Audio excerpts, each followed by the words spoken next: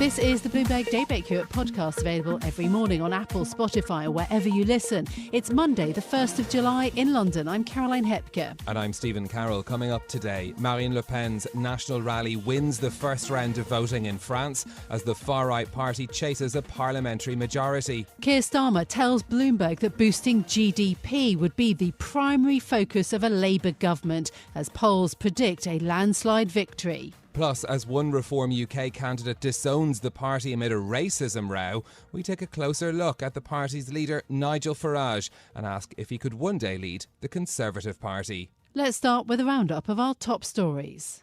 The far-right National Rally Party has come out on top in the first round of France's parliamentary election. Final results show Marine Le Pen's party won just over 33% of the vote, while the left-wing New Popular Front coalition took 28%, and Macron's centrist alliance came in third with almost 21%. Speaking after polls closed last night, Marine Le Pen emphasised the importance of the high turnout in the election. The French people have placed the National Rally and its allies in the lead and virtually wiped out the Macronist bloc. First of all, as a political leader, I welcome such a high turnout, which gives particular force to tonight's results. So the National Rally's Marine Le Pen speaking through a translator there. Turnout was almost 67%, the highest in a parliamentary election since 2002.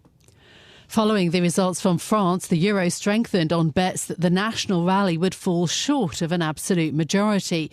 The currency climbed as much as 0.4% against the dollar in early trading, its strongest since Tuesday, after traders digested news that the far-right party won the first round, but by a smaller margin than some polls had indicated. French political commentator Agnès Farages says that the national rally could struggle to win the final round of voting on the 7th of July. The hard left leader, Jean-Luc Mélenchon, and everybody else really on the political spectrum agree on one thing. It is to bar Marine Le Pen from getting an absolute majority. Agnès Farages speaking there. Attention now shifts to the second round vote as President Macron and other National Rally opponents strategise to keep the far-right party out of power. France's election results are likely to overshadow the European Central Bank's annual gathering in Portugal this week. Concern is bubbling that a shift away from the centre will lead to a push for more spending in a country that's already running a budget deficit in excess of 5%. The spread between French and German government bond yields has already widened significantly, and the events now risk overshadowing Tuesday's inflation data. Bloomberg Economics expects the June print to show price rises across the euro area dipping back below the ECB's 2% target for the first time in 3 years, unlocking potentially 2 additional rate cuts this year. Well, here in the UK, the Labour leader Keir Starmer has told Bloomberg that global investors back him to create growth in the country. With voters going to the polls on Thursday, the frontrunner has promised that the UK will have the highest sustained economic growth in the G7 without committing to a time frame. Here is Keir Starmer speaking to our reporter Ellen Milligan. Growth is the number one mission. I'm confident that we can get growth. We have already, as you would expect, been talking to global investors for 2 years or more and been very clear with them and they with us as to conditions that will enable them to invest. At the moment, many are saying we've got the money to invest, but we're not investing because of the chaos, the chopping and the changing, the difference of prime ministers and chancellors. That's why stability is so important. Keir Starmer there, who added that Labour's manifesto doesn't require tax rises, including on banks, but he faces a difficult fiscal situation if he wins. Labour's pledge not to raise taxes means that the party could be forced into U-turns to fund the government if the ambitious growth plans don't bear fruit. The Prime Minister Rishi Sunak says he can still win the election in spite of polls suggesting a mammoth gap in popularity compared to Labour. The Conservative leader warned Labour would cause irreversible damage in just 100 days of coming to power. He told the BBC his government had tackled record high inflation and electing Keir Starmer would put that at risk. And I do think it is about tax because people are working very, very hard and I want them to be able to keep more of their money so that they can spend that on their families in the way that they want. And we've now been able to start doing that after a difficult few years. None of those things are going to be made any easier by a Labour government that would whack up everyone's taxes by thousands of pounds. Sunak and his party have claimed that Labour would raise taxes for all Britons despite pledges to the contrary. The Conservatives also face a challenge on the right from the Reform UK party, who have at times overtaken them in some national polls during this election campaign. To the US now, Joe Biden's campaign has gone on the attack as a growing chorus of voices call on the 81-year-old to drop out of the presidential race.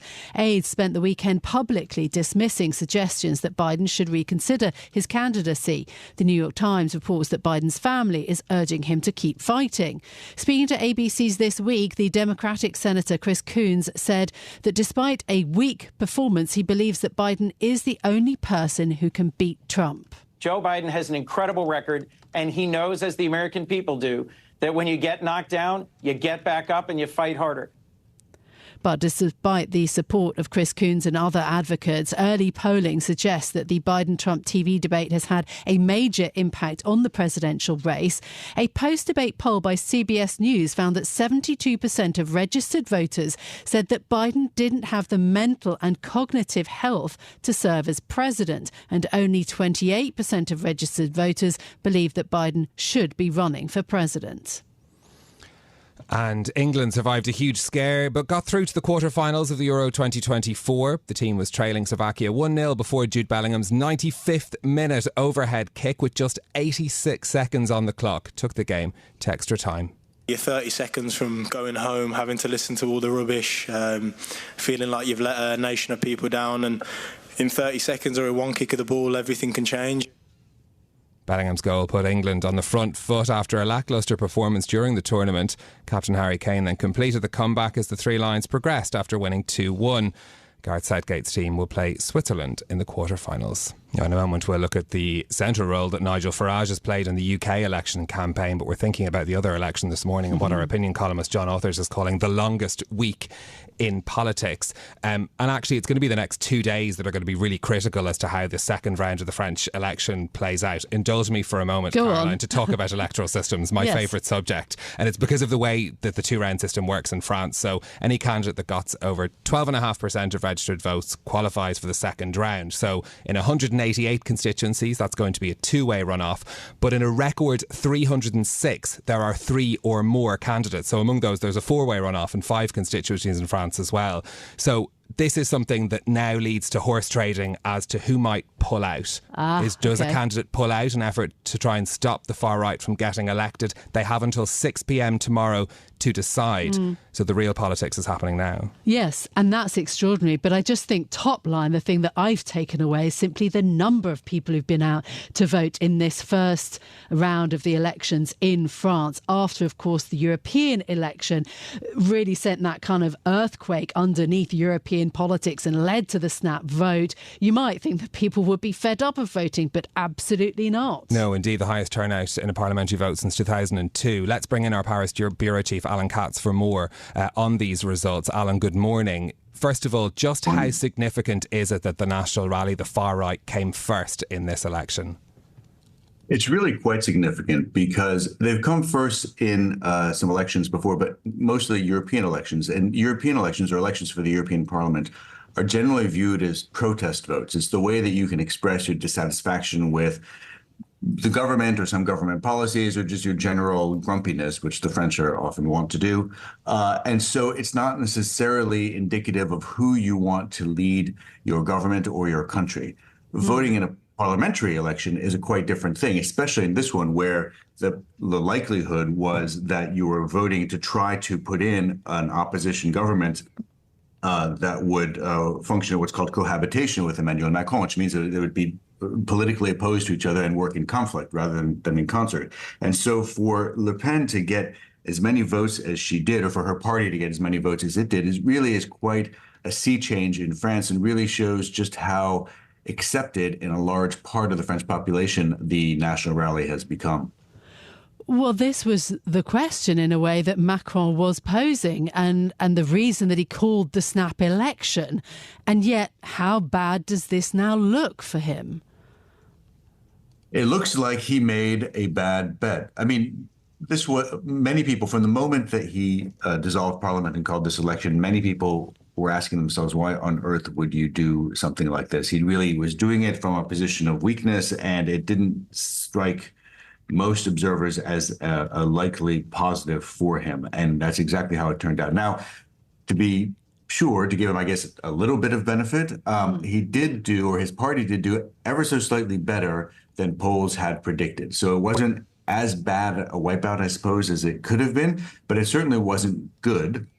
He's going to lose, I don't know. I mean, we won't know until the end. You discussed the sort of the French voting system quite well. It is complicated, but he is going to lose many, many seats. His party's going to come back somewhere between probably, I don't know, maybe like 70 to 100 seats or something like that, maybe a few more, down from 240 odd today. So he's going to lose a lot of power in parliament, and he's going to gain basically nothing. And so it really would have been a bet that has gone badly for him and badly for France insofar as it really legitimized Marine Le Pen and her party's chances of winning, if not an outright majority in this election, that's still to be determined, potentially winning the presidency in 2027.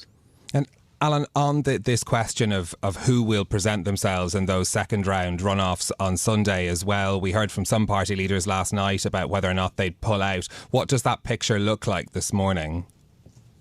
So you discussed very well, as you said, that the candidacies have to be put in by the end of the day tomorrow, and there's a lot of horse trading going on as we speak. The way that is looking to be set up is that there's something in France called a Front Républicain, which is they call it the Republican Front, which would be basically anybody except for the far right, and this comes sort of as the memory of World War II and France's occupation by Nazi Germany at that time. That the far left has called for that Front Républicain, and Jean-Luc Mélenchon, who's the head of the far left France Unbowed party, has said, we will, in cases that are candidates in third place, they will drop out in favor of other candidates as long as that candidate is not in the National Rally. Okay. And that's what everyone in the new Popular Front has said, which is a group of leftist parties, including the Socialists and this France Unbowed, among others.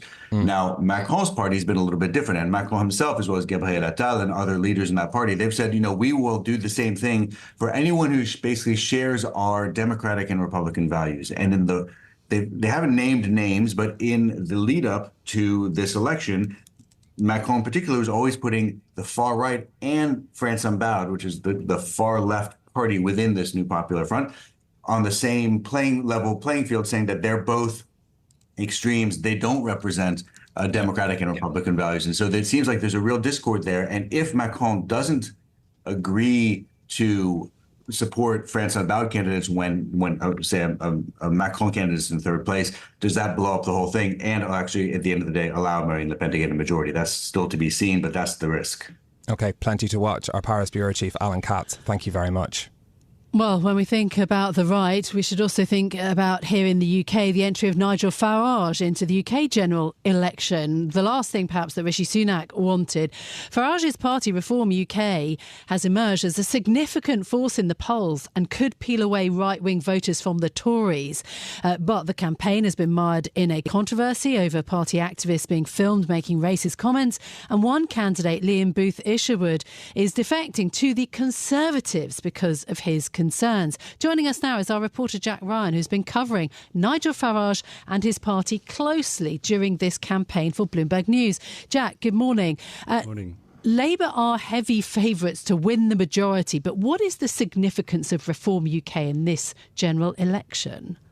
So I think going into this election, I mean, not for kind of us election nerds, but for most people, it's slightly boring because it's not a very competitive one. We think we know the outcome. Labour have this poll lead that looks relatively stable. Everyone expects Keir Starmer to get the keys to number 10 on Friday morning.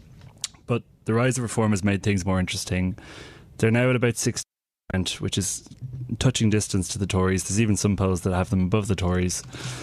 And that means that rather than just losing, the Conservatives, this 300-year-old party, could be facing a wipeout, the likes of which we've never actually seen before. And that's why Farage entering this race is so consequential.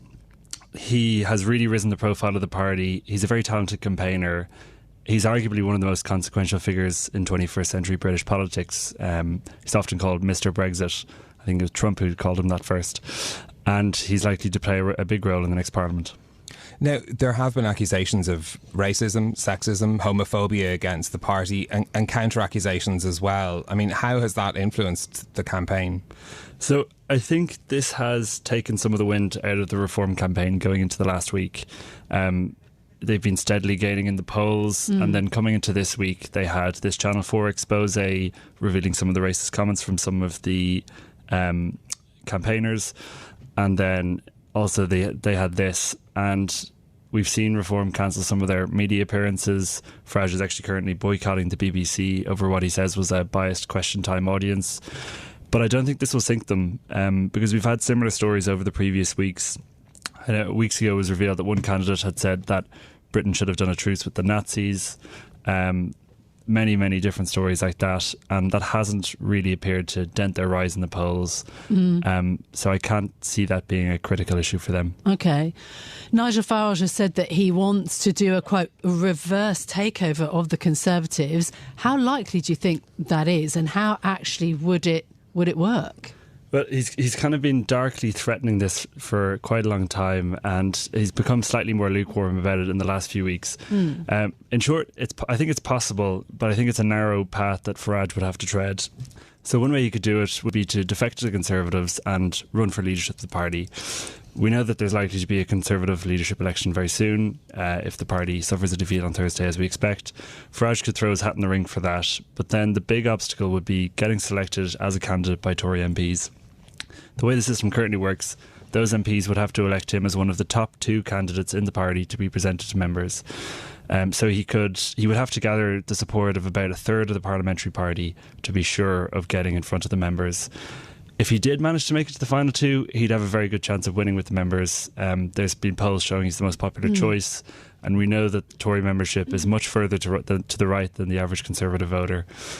Another possibility is a straightforward merger of the parties, or a pact to allocate out seats between them. This will be a big temptation for the Tories going into 2029 if Reform stick around and continue splitting the right-wing vote, because in Britain's electoral system that really is fatal. But on the other side, a deal with Farage would mean that they'll have to keep tacking right, which could make it harder for them to recapture the middle ground and get the keys to number 10 back. So plenty of hurdles on that particular journey. But if Nigel Farage does become an MP, what should we be expecting from him in Parliament? So first, I guess he has to win a seat. He's running in Clacton, where he's very heavily tipped to win. This is territory that Reform hope to do well in. Almost 70% of the constituency voted to leave the European Union. In the last Parliament, it held the single UKIP MP. It's exactly the type of seat where they're hoping to do well. Assuming he makes the mark on Thursday night, he'll probably enter Parliament along with maybe a single-digit number of Reform MPs. If the Tory party has a drubbing in this election, the last person they're going to want to see along the aisles is Farage. Because as long as he's outside the tent, he'll be constantly attacking their exposed right flank, pushing them to fight harder, particularly on culture war issues. And going back to what I was saying earlier, if Farage enters Parliament, there's going to be tremendous pressure to unite the right. The position of Farage, I think, will also depend on how the right-wing media in Britain decides to treat him.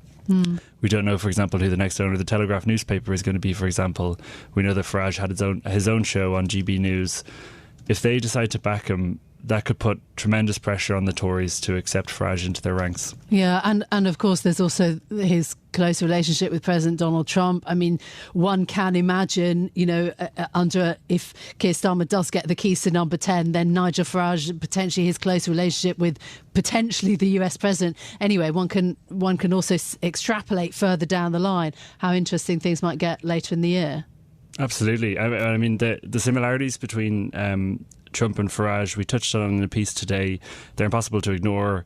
I mean, Trump himself staged a populist takeover of the Republican Party, one of this grand old party, part of a two-party system, in a similar way to how Farage is threatening to do the same. In some matters of style, they're similar as well. Farage, has these Trump-style nicknames for opponents like Slippery Sunak or Call Me Dave for David Cameron.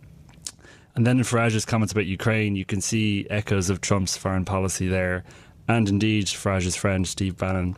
So we know the two have a good relationship. Farage has actually said recently that Trump learned a lot from him. And so if we see President Trump in the White House and Nigel Farage MP, which bookies will tell you both of those things are going to happen. The interaction between those two will be very interesting.